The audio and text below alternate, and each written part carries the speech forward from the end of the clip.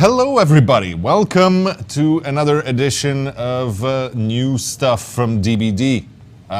Welcome one and all, new people and the old folks who are still watching us after all this time. Today we're going to take a moment to talk about the new chapter. You may have seen hints here and there. There's a lot of really cool stuff going around it and some crazy things that we tried in this one. So I'll have a few friends here come over and we're going to talk about that new stuff in the Chains of Hate.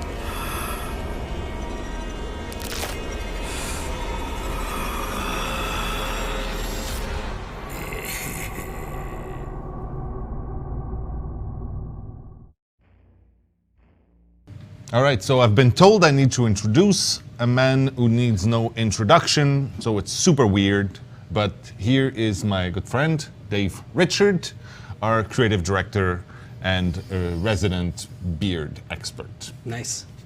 Well done. Hopefully they can put that at the bottom.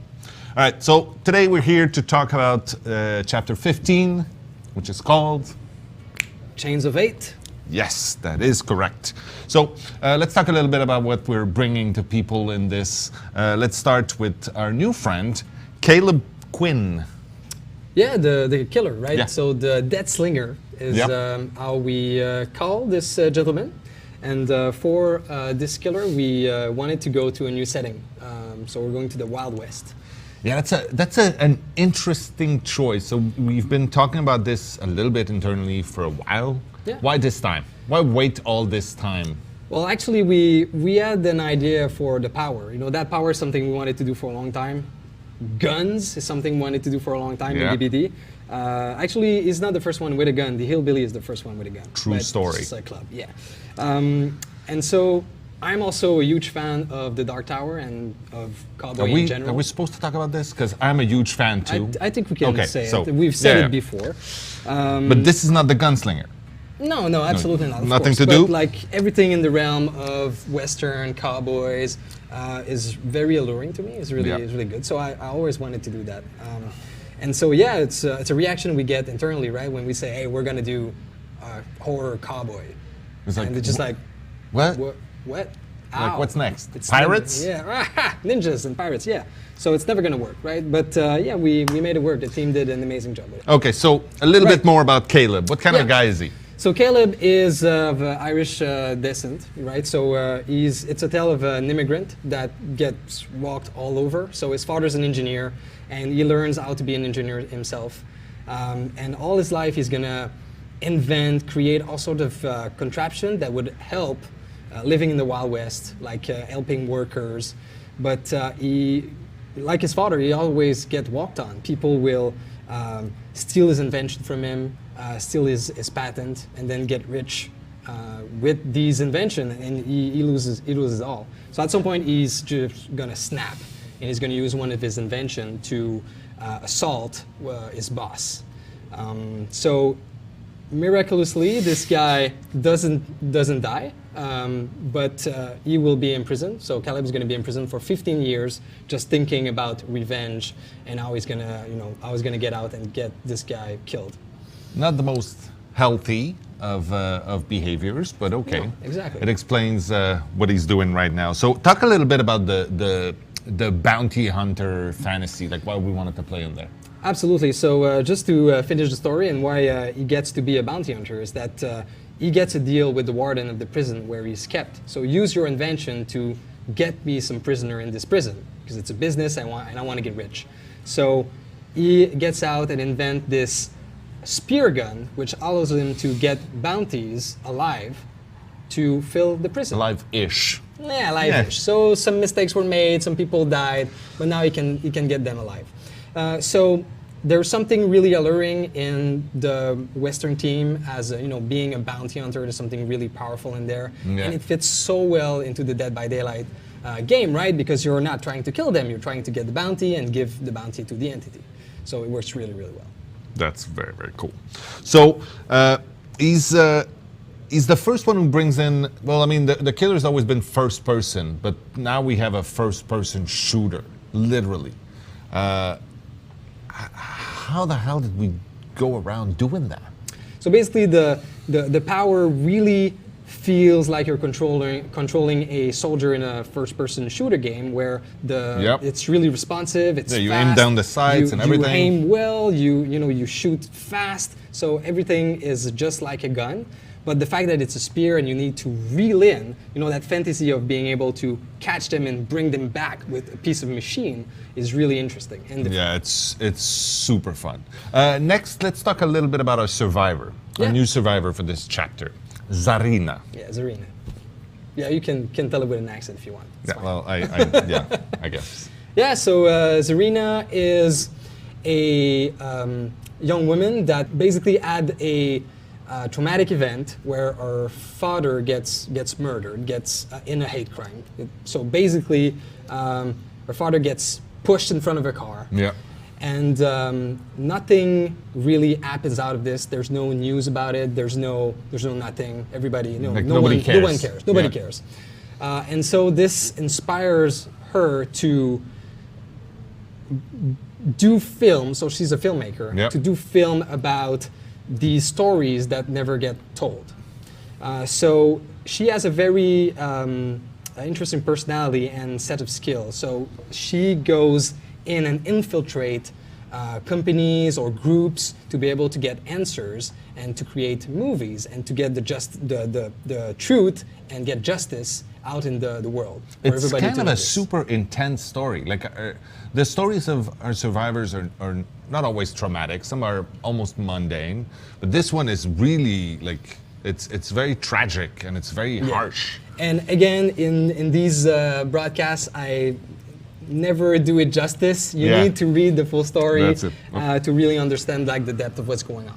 Okay, so do that. Go check the CG trailers and go read the story and really dig into that one. It's and the cool thing with Zarina, so how this story and personality translate is in the perks, right? So Guillaume is going to go in detail again, but like we wanted all of these perks to be documentarists, filmmaker related, and also a little bit like she feels like she's almost like a spy, like infiltrating and getting the news out. So that's what we wanted to do with the perks. Well, that's good.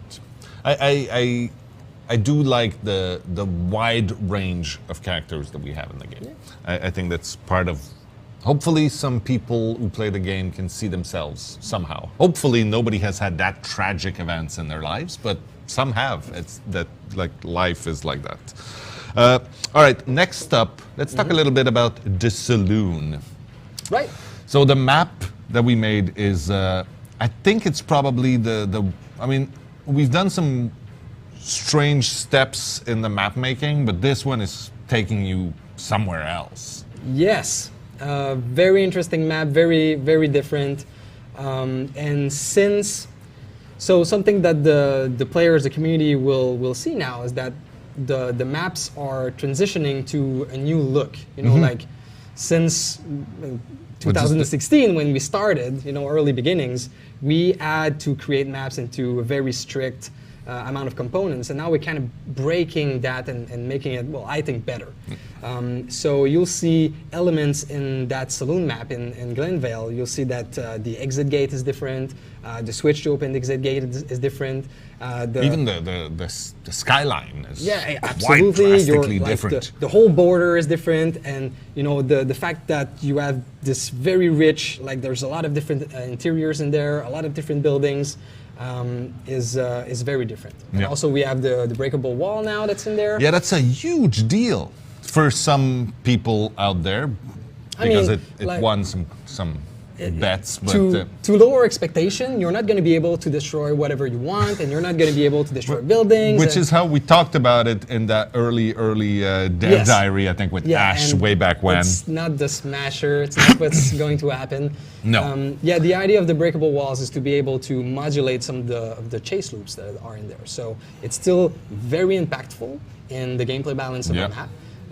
So hopefully it's going to be... And important to know also, it's only in the new map right now. Yes. As a test, because, I mean, it's such...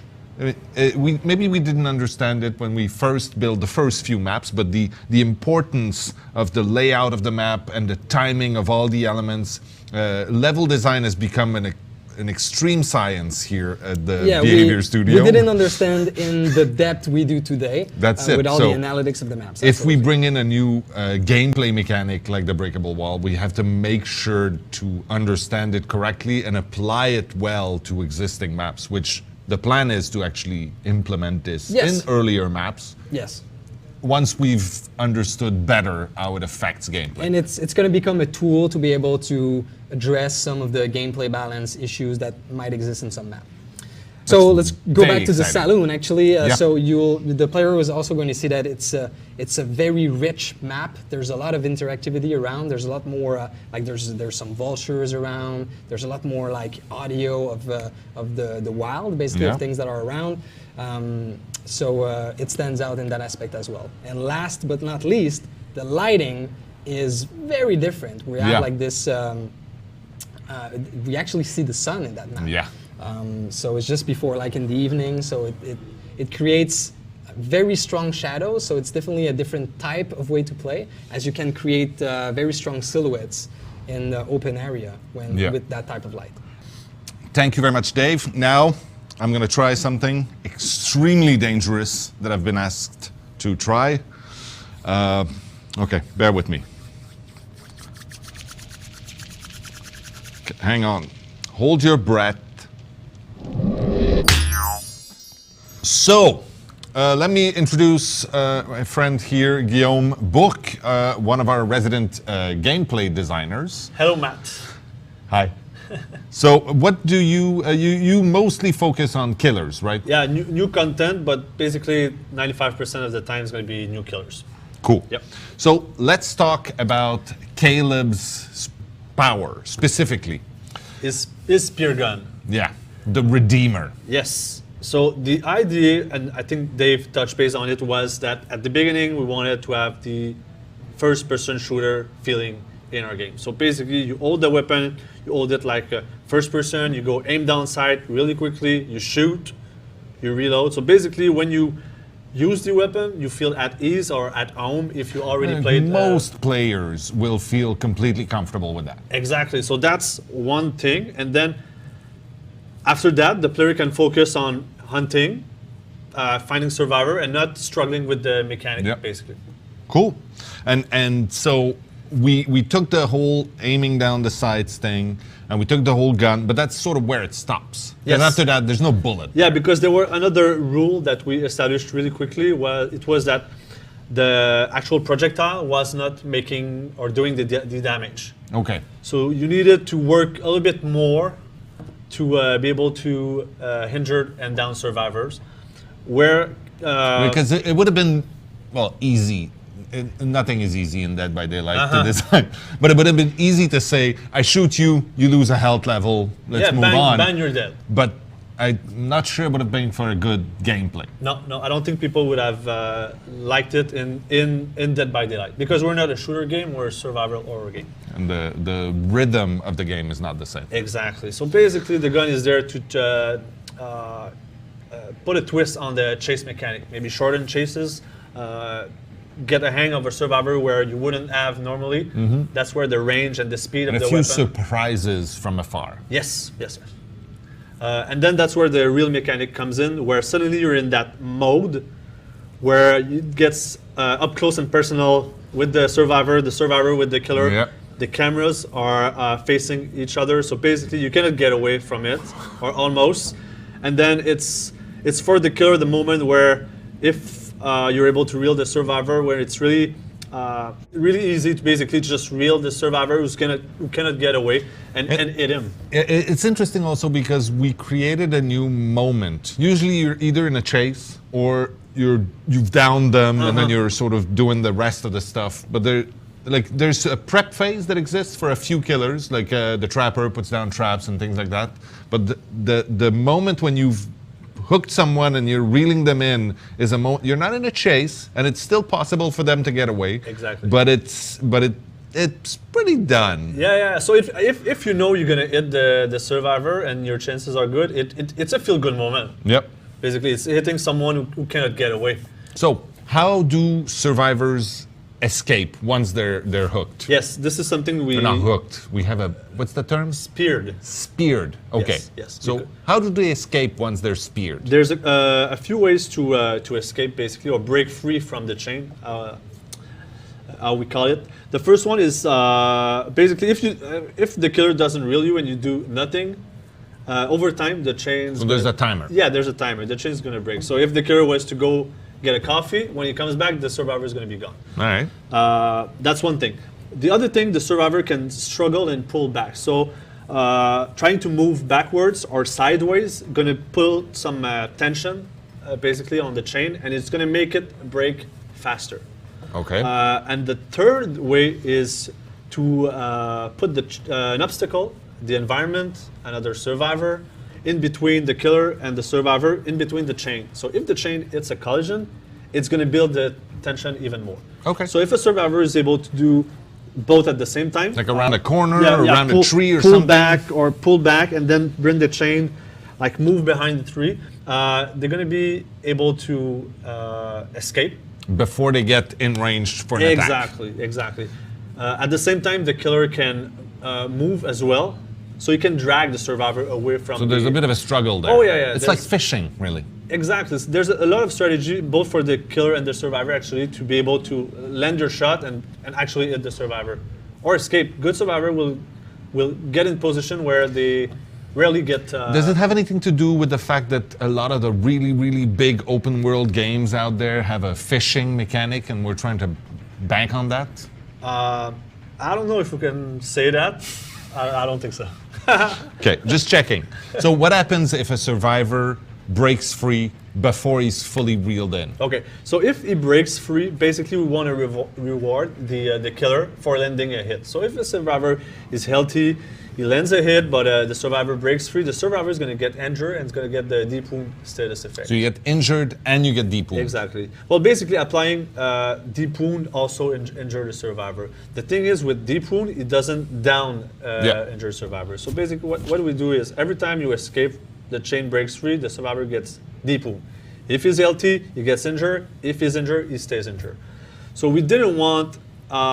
so basically, if he's healthy, you're going to get your reward as a killer. Though if he's injured, you really need to be able to reel him. You need to close the deal. Yeah, exactly. So we thought that was what makes it the most fair for both. Also, it makes it more rewarding for the killer. You have to struggle a little bit and earn that bounty. Yes, and that's why it was really important for us to try to nail the balance in between how often the survivor gets away and breaks free, and how often you're able to reel them in.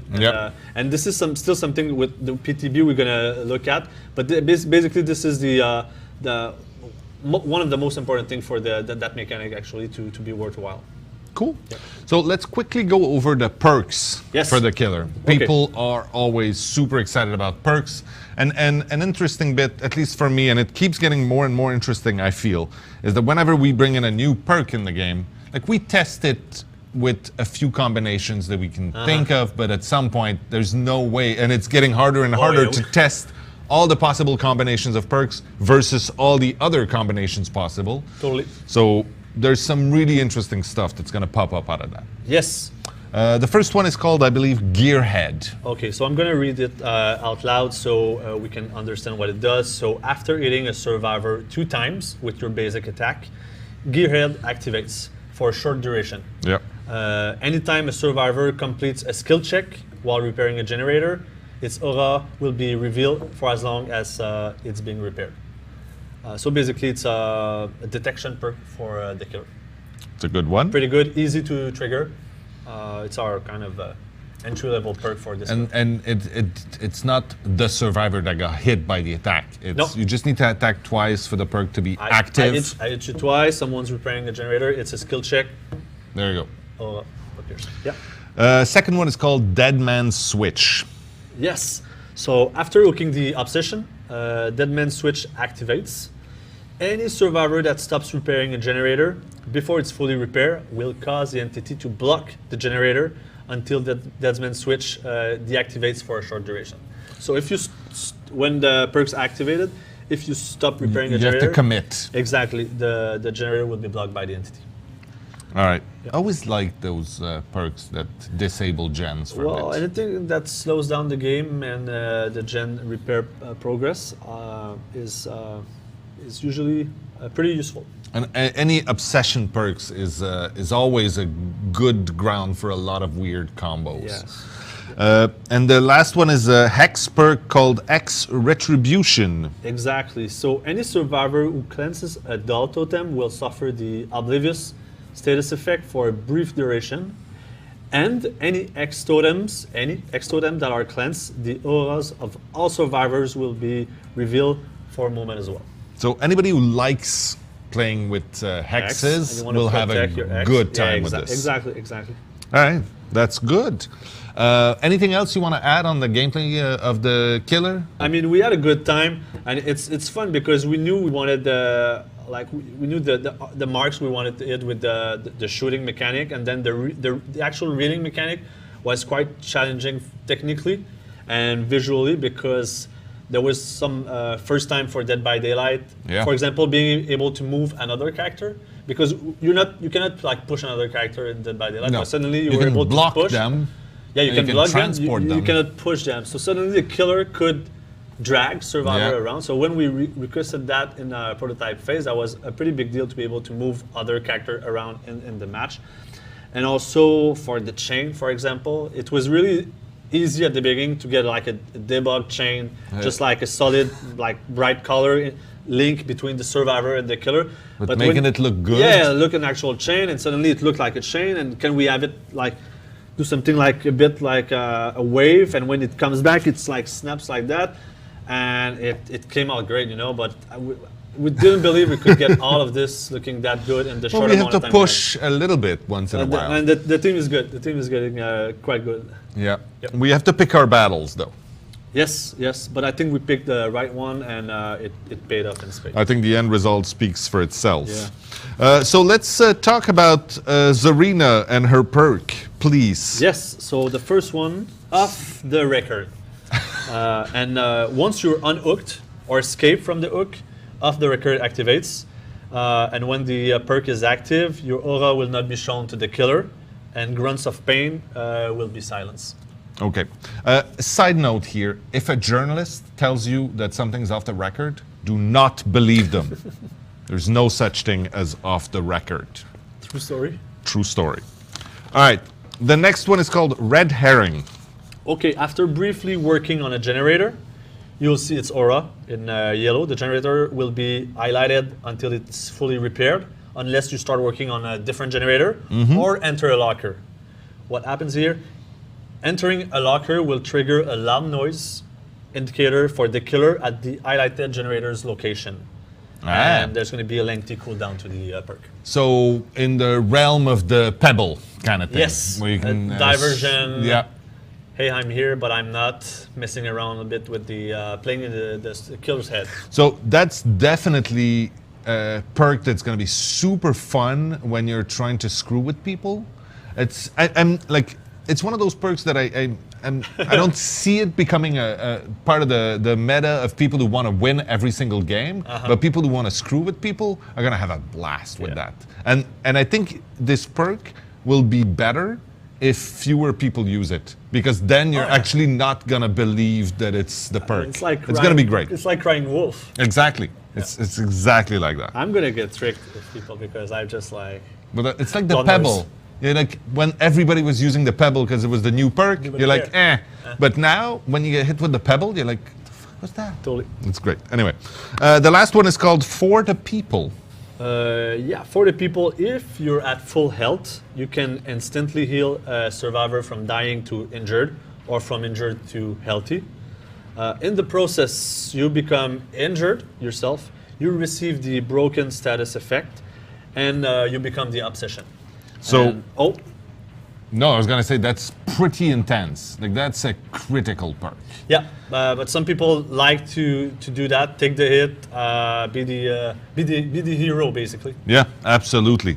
And And yeah. equipping this perk reduces your odds of becoming the obsession at the start of the trial. So even just for that, would it be worth taking it? So if it doesn't happen, you at least not the obsession, which is kind of cool. But yeah, I think this one has a chance to actually make it into some of the top builds on Yeah, there. we're gonna see that. Yeah, it's gonna be really good. So thank you very much. You're welcome. Did you want to share more? It's your time. If you want to say hi to your mom or something, this is your moment. I mean, this was like really fun to work on that killer. We had a great time from the beginning. Early in the prototyping phase, we had a lot of fun with the mechanics, so we knew we owed on something. We knew we had something good from the start. Yeah, exactly. So we could double down on our effort. It got everyone excited about the killer and the mechanic. It was simple, but efficient. No, but it's true, and we took a lot of chances because some of these were challenges. Some of these were not obvious how to do, but it's like I think everybody, as soon as we tested the early prototypes, we're like, oh yeah, this is gonna be good. And now we can check it from our list. We have a gun in Dead by Daylight. Well, as we said with Dave, we already had a gun. The hillbilly has the first gun in Dead by Daylight, but yeah, we have a gun that shoots stuff now. Exactly. So Yeah. we're off to the next one, basically. All right. Well, you've been on the next one for a bit now. That's usually how it works. So, can you tell us anything about that? Oh yeah.